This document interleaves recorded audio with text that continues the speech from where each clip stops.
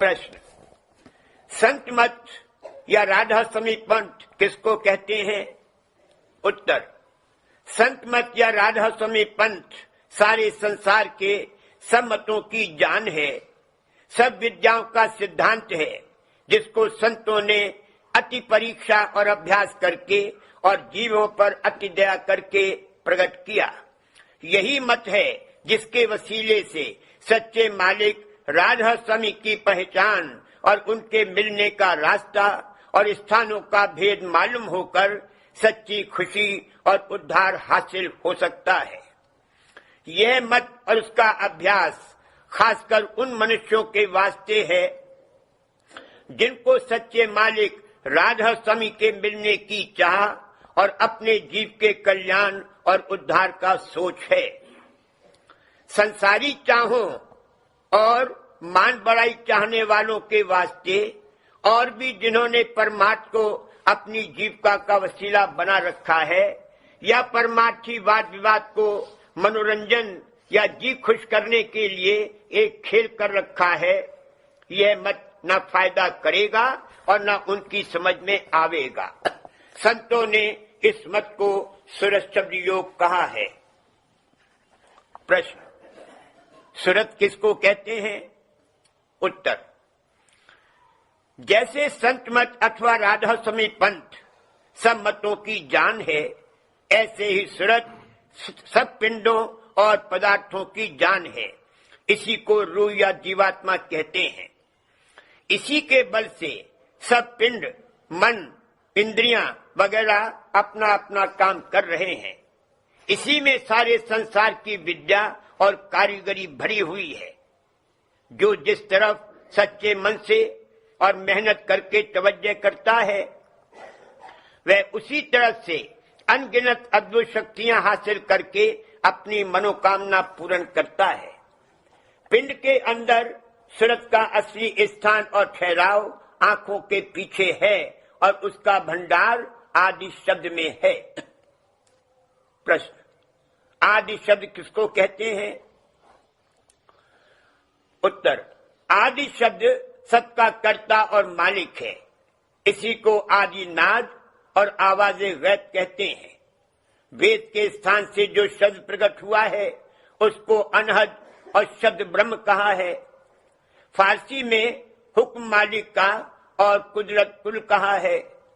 ईसाई मत में लिखा है कि आदि में कलाम अथवा शब्द था, शब्द मालिक के साथ था और शब्द ही मालिक था। शब्द की महिमा सब मतों में है, पर उसका भेद किसी मत के ग्रंथों में नहीं है। संतों ने शब्दों की तफसील, उनका भेद और उनकी महिमा कहीं इशारे में और कहीं गुप्त करके और कहीं साफ साफ प्रकट करके अपनी वाणी में कही है और उसका खुलासा ये है। पहला यानी प्रथम पद की जो सबसे बड़ा और ऊंचा है कि जिसका नाम स्थान भी नहीं कहा जाता है, उसको राधा स्वामी अनामी और अकह कहते हैं। ये आदि और अंत सबका है और सब रचना इसके घेर में है और हर जगह इसी स्थान की दया और शक्ति अंश रूप से काम दे रही है और आदि में इसी स्थान से मौज उठी और शब्द रूप होकर नीचे उतरी। ये स्थान परम संतों का है। सिवाय बिरले संतों के यहाँ और कोई नहीं पहुंचा और जो पहुंचा उसी का नाम परम संत है। 2, राधा स्वामी पद के नीचे अगम और अलख दो स्थान बीच में छोड़कर सत्य नाम अथवा सत्यलोक महाप्रकाशवान और निहायत पाक और निर्मल है और कुल नीचे की रचना का आदि और अंत यही है।